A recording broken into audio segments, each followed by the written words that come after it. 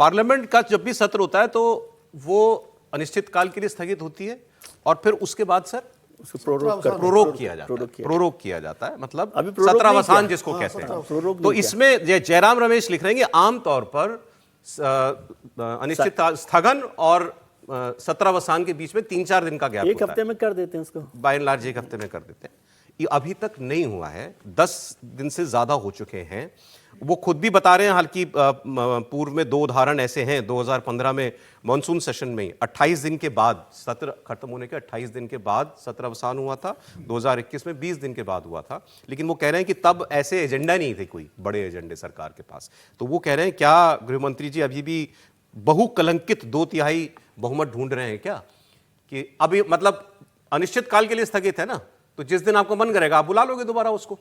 इसको विशेष सत्र भी नहीं कहा जाएगा, इसका एक्सटेंशन ही होगा।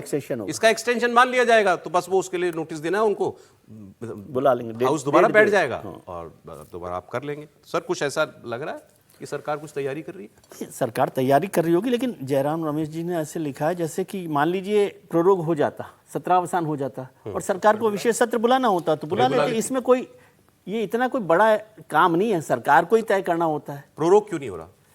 हो सकता है सरकार सोच रही हो कि भाई उसमें कर लें सेशन, वुमेन्स रिजर्वेशन और डिलिमिटेशन बिल और डिलिमिटेशन बिल का जो एजेंडा है उस पर काम कर लें। लेकिन मैं ये कह रहा हूँ कि वो अगर सरकार के दिमाग में है, जो पहले है ही, उसके लिए इसको इस लॉजिक के साथ नहीं जोड़ सकते कि प्रोरोग किया है कि नहीं किया। प्रोरोग करके भी आप स्पेशल सेशन बुला लें। देखिए विपक्ष का नेता ये बात कह रहा है, सरकार बुलाती ही नहीं। मैं कह रहा हूँ विपक्ष का नेता ये बात कह रहा है तो कहीं कहीं से तो धुआं दिखाया तो उनको चिंता वो है कि भाई ये बिल वो ये चिंता कर रहे हैं बुला करके दोबारा से उन्होंने अपने ट्वीट में बता दिया ना कि 2 बार सरकार ने 20 दिन और 25 दिन लिए थे, लेकिन उस समय सरकार के पास कोई बड़ा एजेंडा नहीं था। उस समय तो सरकार ने 20-25 दिन नहीं किया, लेकिन सरकार के पास कोई एजेंडा नहीं था।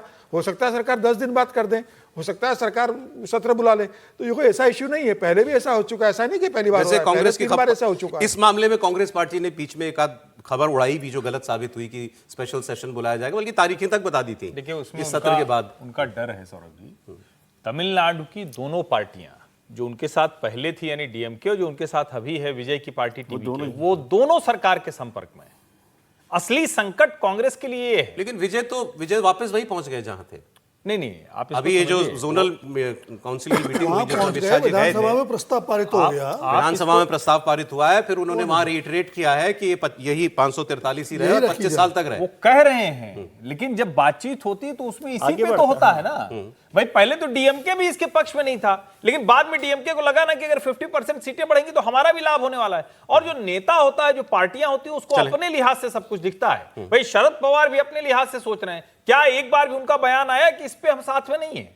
उनका बयान नहीं आया। और कांग्रेस को चिंता यही है कि अगर तमिलनाडु की पार्टियां, शरद पवार, और इस मामले में हो सकता है कि उद्धव ठाकरे की भी, इस पर आगे भी बात कर लेंगे सर हम लोग, क्योंकि ये भी एक इंपॉर्टेंट चीज है।